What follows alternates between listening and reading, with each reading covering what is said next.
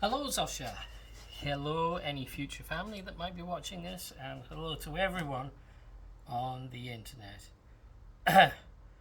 Very simple demonstration today of how we fix cracks and bowls over here at Fairy Tale Wood. Fairy Tale Wood tends to make pieces that are based on local wood, so pretty simple wood. We don't have access to the beautiful maples and walnuts that you often see on the American woodturners videos. Over here in Poland, you're generally limited to the whiter woods unless you're going to pay an absolute fortune for a black oak or something like that. Polski heban, as it's called. So this is a piece of elm.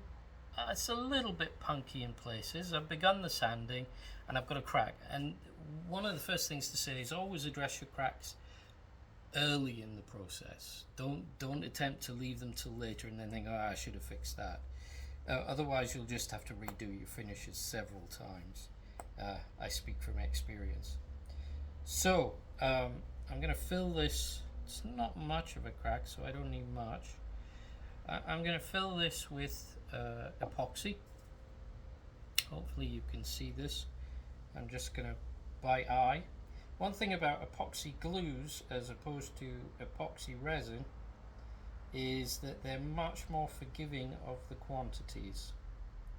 You can be within 10-15% and it'll be fine. So I'm going to mix these a little bit.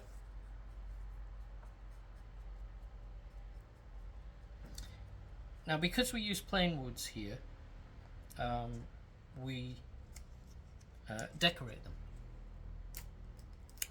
And you're going to be shocked by this brocat, or as it's called in English, glitter.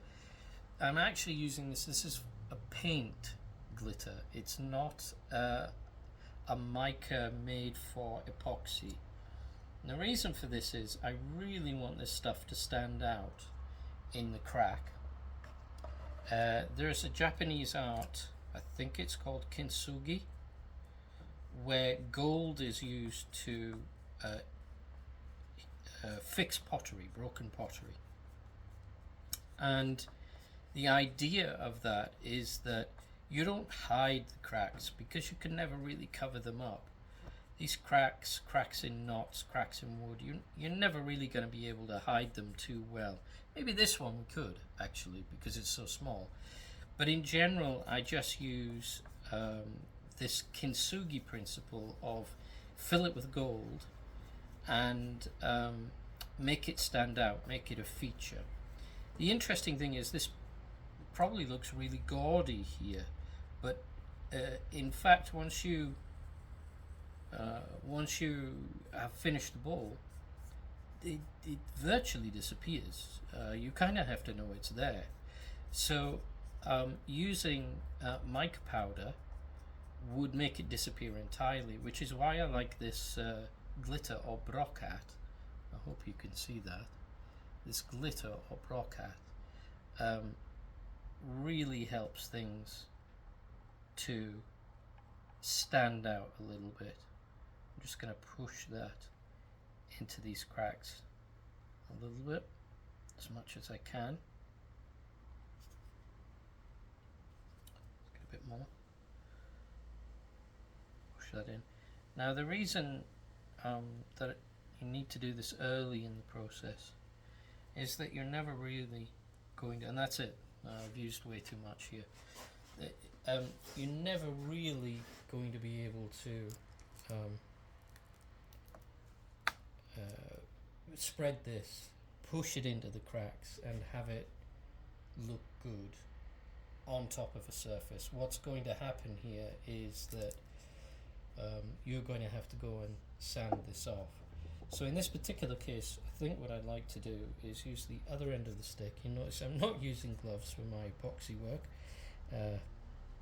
because what could possibly go wrong? Let's just scrape that down as much as we can, like so, so that there's less sanding to do. There we go. Alright, so that's how we fix cracks at Fairy Tale Wood. Thank you very much. Bye bye now.